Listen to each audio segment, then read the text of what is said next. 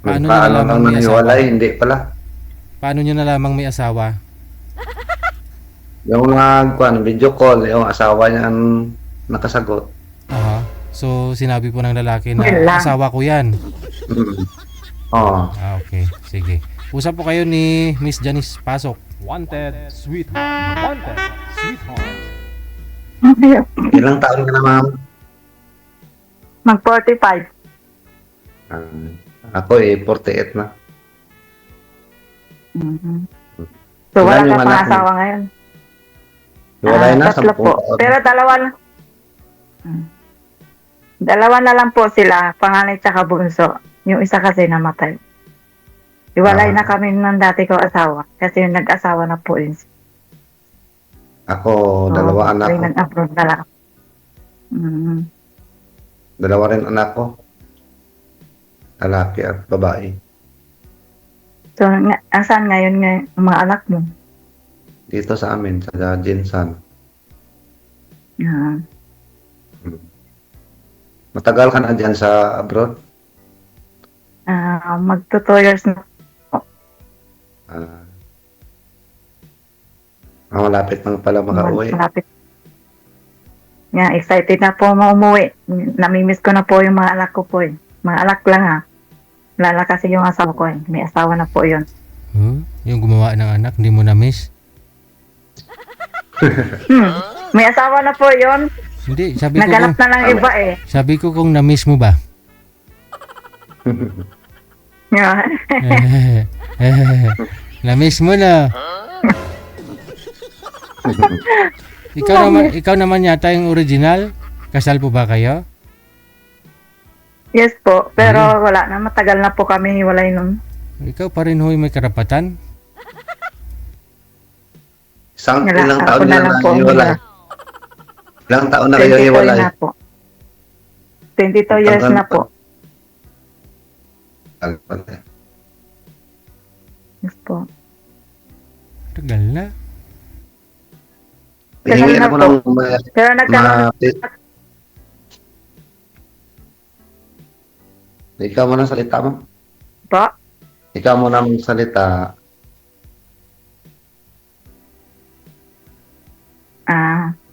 Ako ko po kasi single mother ako. So ngayon, nagkaroon din ako ng jowa dyan sa Pinas. Kaso lang, hindi kami nagtagal.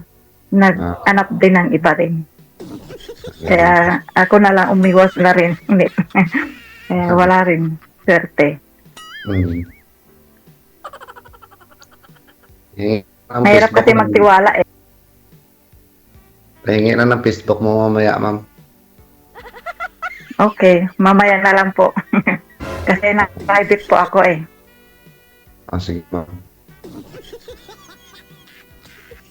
Hingin ko lang kay Jill. Pero, Ma'am.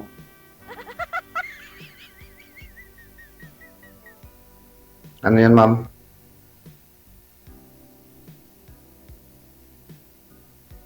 Ano? Hindi marinig. Hindi kita marinig. Hindi, wala kang boses.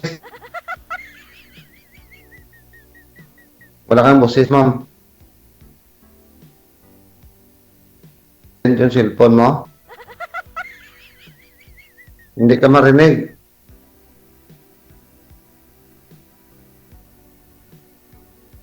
Hindi marinig yung salita mo.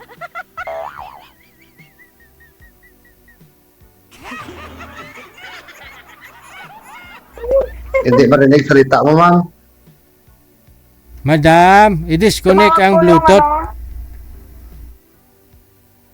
Yung salita mo ba, hindi marinig.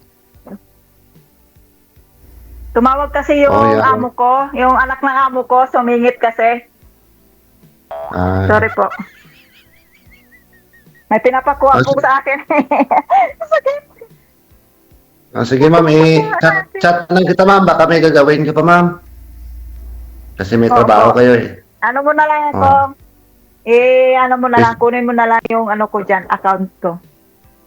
Sige, ma'am. Ganon? Tingin nyo sa amin dito, bugaw? Hindi na po. Facebook agad gusto niyo? Wala, oy. Madam, tanong po muna kayo kay sir bago mo bigay Facebook mo.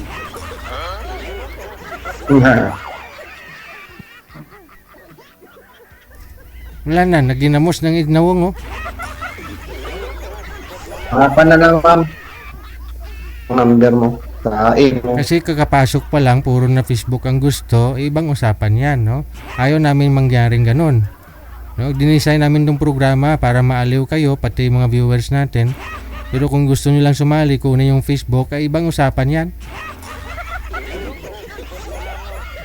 Pag may ma-scam isa sa inyo, babalikan kami dito, sisihin kami, nga. May trabaho kasi si ma'am, busy man siya, tinatawag ng amo niya. Ay, hindi. Nagpa-line up siya dito eh. Ikaw kasi kanina yung nagsabi na kunin mo na kaagad yung Facebook. Sabi mo, ubusan ka.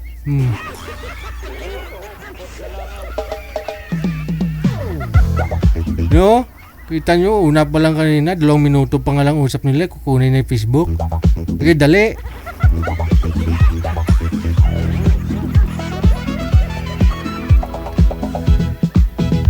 Ikaw ba ay malungkot? Walang makakausap at nag-iisa. Gusto ng iba kasi dito, marami pong nagpi-PM dito sa amin. Kunyari, may nagustuhan mo silang nagpa-line up.